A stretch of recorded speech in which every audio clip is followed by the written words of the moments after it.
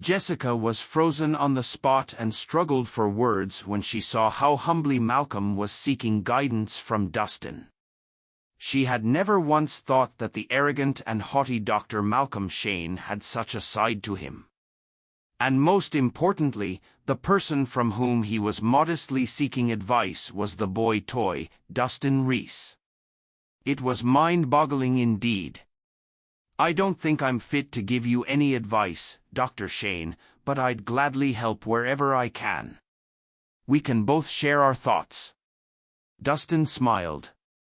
"Sure, we can do that. Now, have a look here." Malcolm took out the ancient manuscript and immediately dove into it. He started pointing out some of the areas that he had trouble understanding. "Oh, this is actually quite simple. Take this for example, put 100 different insects into a jar and let them fight among themselves. After a month, open up the jar, and by then there will only be one remaining insect. The rest of them would have been eaten up by this surviving insect, and this will be the poisonous insect that you're after. Such a poisonous insect is usually used to cure other poisons in a method known as counteracting poison with another poison. As for this, it tells us how to neutralize the poisonous insect's venom. So what you need to do is smoke the licorice herb until it turns black, then combine it with some soybeans and extract the juice. Once the patient consumes the juice, it will neutralize the venom of the poisonous insect. But of course, this is only applicable to the venom of common poisonous insects. And this here." Dustin spoke eloquently on all the topics that Malcolm had questions about, and he managed to give him all the answers he needed. After hearing what Dustin had to say, Malcolm felt enlightened. "You really are talented. I'm so impressed, and I've learned so much from you today." Malcolm was practically dancing with joy. He looked nothing like an expert or a person of status. "What dash?" Jessica watched bewildered.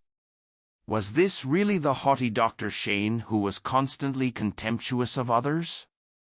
With how he was behaving, he looked more like a schoolboy. Also, what was this mystic art that they were going on about?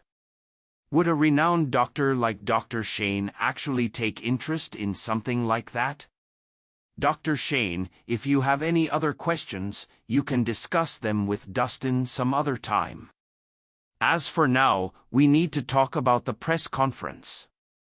Natasha interrupted them when she saw how excited they were over their discussion. "Oh, right." Malcolm realized that his behavior was slightly inappropriate. He nodded and said, "Just let me know what you need me to do, young lady." "There's nothing you need to do.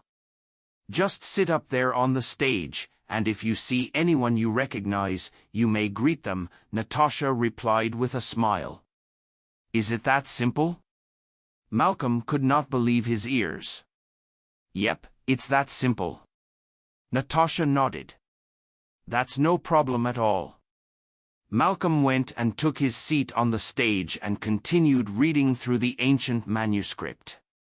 "Natasha, so what if you manage to invite Dr. Shane here? Do you think this will suffice to go against Edwin Hummer?" Jessica asked in all earnestness.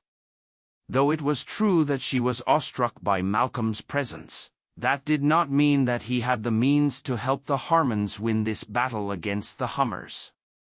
In the end, what mattered most in this competition between the two families was the quality of their product. "We'll find out soon enough." Natasha did not explain any further. With a glance at her wristwatch, she turned to Dustin and nodded. He immediately got the signal and pulled out his phone to make a call. At the same time, over at the Hummer's press conference,